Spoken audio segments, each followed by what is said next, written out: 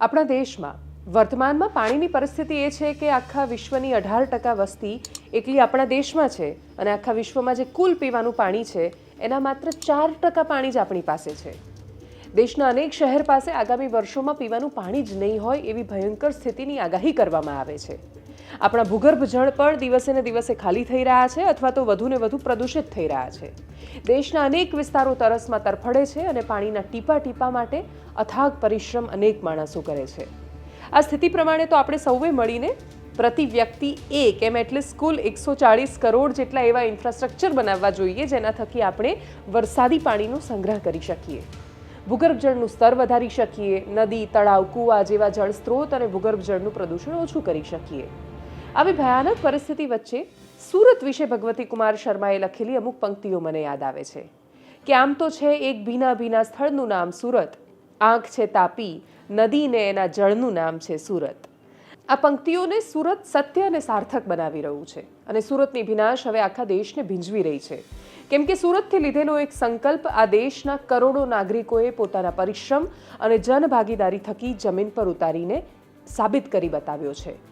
9 મહિનાની અંદર દેશમાં 10 લાખથી વધારે જળ સંચયના કામો, જળ સંચય, જળ સંરક્ષણ અને ભૂગર્ભ જળ રિચાર્જના ઇન્ફ્રાસ્ટ્રક્ચર નિર્માણના લક્ષ્ય સામે સપ્ટેમ્બર 2024થી માર્ચ 2025 સુધીમાં ઇન્ફ્રાસ્ટ્રક્ચરનું નિર્માણ આપણે સૌએ કરીને બતાવ્યું છે.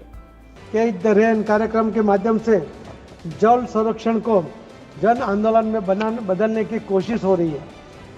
माननीय प्रधानमंत्री मोदी जी ने मार्च 2021 में कैच द रेन के लिए एक योजना बनाई थी. 2024 सितंबर 6 सितंबर को सूरत के एक कार्यक्रम में वर्चुअल जब वो जुड़े थे, जब उन्होंने कहा था कि जल संचय, जन भागीदारी को जन आंदोलन में परिवर्तित करनी चाहिए और इसके कारण, और उन्होंने साथ में ये भी कहा था कि कर्म भूमि से मातृभूमि के लिए सब लोगों ने कोई ना कोई योगदान देना चाहिए. उन्होंने वहाँ पर जो शब्द प्रयोग किए थे कि कर्म भूमि से मातृभूमि, जन्मभूमि के लिए नहीं कहा, क्योंकि कई लोग उनकी जन्मभूमि अभी अलग अलग स्टेट है, उसकी वजह से उन्होंने मातृभूमि शब्द प्रयोग किया था. और उनके मोदी साहब के आह्वान के ऊपर आपने देखा होगा कि राजस्थान, मध्य प्रदेश और बिहार जैसे राज्यों में भी जो सूरत के प्रवासी व्यापारियों थे उन्होंने भी बहुत बड़ा काम शुरू किया है.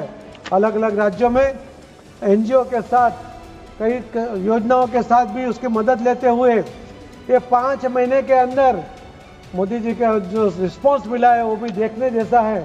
ये जो जल संचय के लिए जो स्ट्रक्चर बने हैं इसकी वजह से पानी निकालने के लिए नहीं, पानी जमीन में उतारने के लिए बने हैं. આ ભગીરથ કાર્ય એટલા માટે કે જેમ ભગીરથજી માં ગંગાને સ્વર્ગથી ભૂમિ પર લાવ્યા એ જ રીતે આપણે સૌએ મળીને ફરી એકવાર જળને જમીન પર અને જમીનની અંદર ઉતારવાનું છે.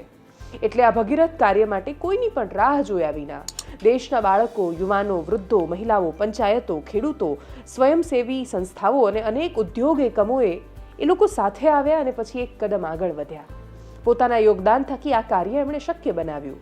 કેચ ધી રેન મિશનને રાષ્ટ્રીય ચેતનાનું સ્વરૂપ આપ્યું અને એક ઐતિહાસિક કાર્ય કરીને બતાવ્યું અને એ માટે સૌને અભિનંદન તો આપવા જ રહ્યા. પણ આ હજુ કાર્યની શરૂઆત છે. એટલું યાદ રાખવું પડશે કે આ જળ સંરચનાઓ થકી આગામી વર્ષોમાં ભૂગર્ભ જળ સ્તરમાં સુધારો થશે, ભૂગર્ભ જળ રિચાર્જ થશે, દેશના કૃષિ ક્ષેત્રને મજબૂતી મળશે, જળ સ્ત્રોતો પુનઃજીવિત થશે. પણ આ બધું માત્ર 10 લાખ નિર્માણ થકી શક્ય નહીં બને. પણ એક સમયે જ્યારે બોલાયું ત્યારે અશક્ય લાગતું હતું કે પાણીદાર ભવિષ્ય માટે 10 લાખ એક વર્ષમાં નિર્માણ થઈ શકે, આટલા ઇન્ફ્રાસ્ટ્રક્ચર બની શકે. અને એનો જવાબ તો આપણને તૈયાર ઇન્ફ્રાસ્ટ્રક્ચરમાં પહેલેથી જ મળી રહ્યો છે.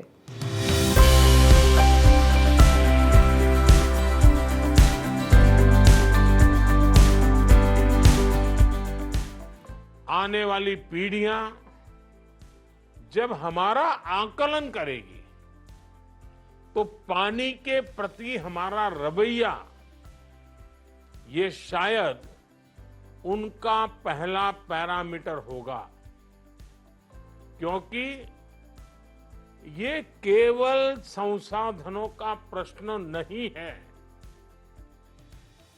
ये प्रश्न जीवन का है, ये प्रश्न मानवता के भविष्य का है. इसलिए हमने सस्टेनेबल फ्यूचर के लिए जिन 9 संकल्पों को सामने रखा है उनमें जल संरक्षण पहला संकल्प है। मुझे खुशी है आज इस दिशा में जन भागीदारी के जरिए एक और सार्थक प्रयास शुरू हो रहा है।